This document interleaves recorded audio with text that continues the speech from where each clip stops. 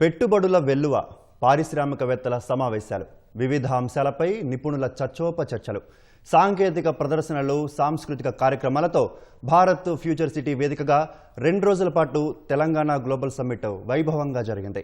తెలంగాణ శక్తి సామర్థ్యాలు, వ్యాపారాలకు అనుకూలతలు, భవిష్యత్తుపై స్పష్టమైన ప్రణాళికలు వివరిస్తూ పెట్టుబడుల ఆకర్షణే లక్ష్యంగా సదస్సు కొనసాగింది. 2047 నాటికి తెలంగాణ ఎలా ఉంటుందనే విజన్ డాక్యుమెంట్ను ఆవిష్కరించింది. 2 దశాబ్దాల తరువాత తెలంగాణ ఆర్థిక వ్యవస్థ $3 ట్రిలియన్ల చేరుతుందని ప్రకటించింది. 2 రోజుల్లో 5.75 లక్షల కోట్ల రూపాయల పెట్టుబడులకు సంబంధించిన ఒప్పందాలు జరిగాయి. భారీ డ్రోన్ షోతో గిన్నీస్ బుక్ ఆఫ్ రికార్డ్స్లోకి ఎక్కి ఘనంగా సదస్సును ముగించింది.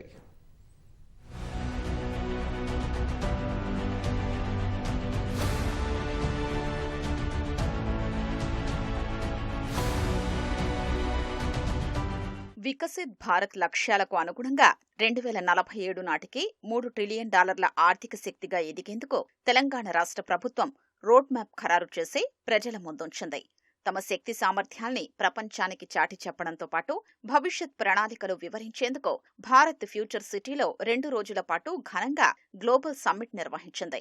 దావోస్లో ప్రతి ఏటా జరిగే ప్రపంచ ఆర్థిక వేదిక తరహాలో కార్యక్రమాలు నిర్వహించింది. గ్లోబల్ సమ్మిట్ లక్ష్యాలు, ఉద్దేశాల్ని వివరించి ఈ నెల 8న మధ్యాహ్నం సదస్సును లాంఛనంగా ప్రారంభించారు.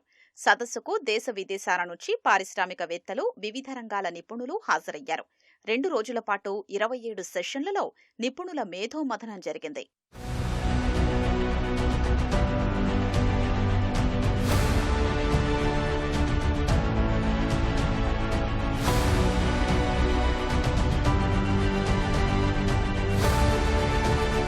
Energy, green mobility, IT, semi కండక్టర్లు, విద్య, వైద్యం, పర్యాటకం, పట్టణ మౌలిక సదుపాయాలు, వ్యవసాయం, పరిశ్రమలు, మహిళా వ్యాపారవేత్తల ప్రోత్సాహం, గిగ్ ఎకానమీ, సామాజిక సంక్షేమం, స్టార్టప్లు వంటి విభిన్న రంగాలపై చర్చలు జరిగాయి. ప్రపంచ ఆరోగ్య సంస్థ, ప్రపంచ bank, Asian development bank, UNICEF ప్రతినిధులతో పాటు BCG, Micron India, Hitachi Energy, Greenko, Apollo Hospitals, IIT Hyderabad, NASSCOM, Safran, DRDO, Skyroot, Dhruva Space, Amul, Laurus Labs, GMR, Tata Realty, Kotak Bank, Goldman సాట్స్, Blackstone, Deloitte, CapitaLand, Swiggy, AWS, Red Health, PVR INOX, Sikhya entertainment, Taj hotels వంటి ప్రముఖ సంస్థల ప్రతినిధులు చర్చల్లో పాల్గొన్నారు. PV Sindhu, Anil Kumble, Pullela Gopichand, Jwala Gutta వంటి క్రీడా ప్రముఖులు, అల్లు అరవింద్, సురేష్ బాబు, ఎంఎస్ రెడ్డి, రితేష్ దేశ్ముఖ్ వంటి సినీ ప్రముఖులు చర్చల్లో పాల్గొన్నారు.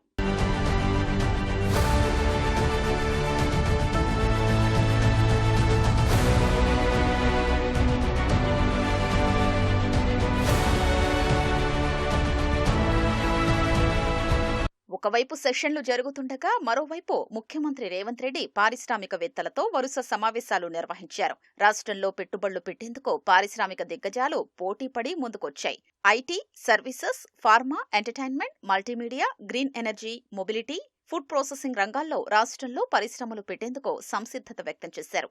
సుమారు 100కు పైగా ఎంఓయూలు జరిగాయి. రికార్డు స్థాయిలో $5.75 పెట్టుబడులకు ఒప్పందాలు జరిగాయి.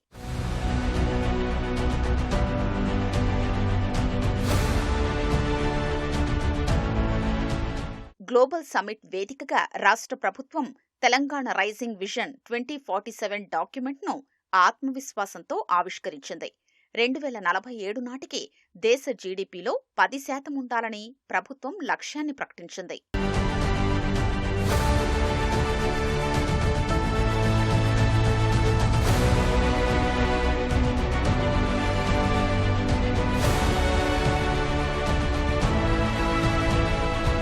గ్లోబల్ సమ్మిట్లో స్టాల్స్ ప్రత్యేకంగా ఆకట్టుకున్నాయి. అత్యాధునిక సాంకేతిక డిజిటల్ పరిజ్ఞానంతో స్టాళ్ల నిర్వాహకులు ప్రదర్శించారు. గ్లోబల్ సమ్మిట్ ముగింపును కూడా అత్యంత ఘనంగా నిర్వహించారు. 3000 డ్రోన్లతో ఆకాశంలో Telangana is rising, come join the rise అన్న ఆంగ్ల వాక్యం ప్రదర్శించి గిన్నిస్ బుక్ ఆఫ్ రికార్డ్స్లో నమోదు చేశారు.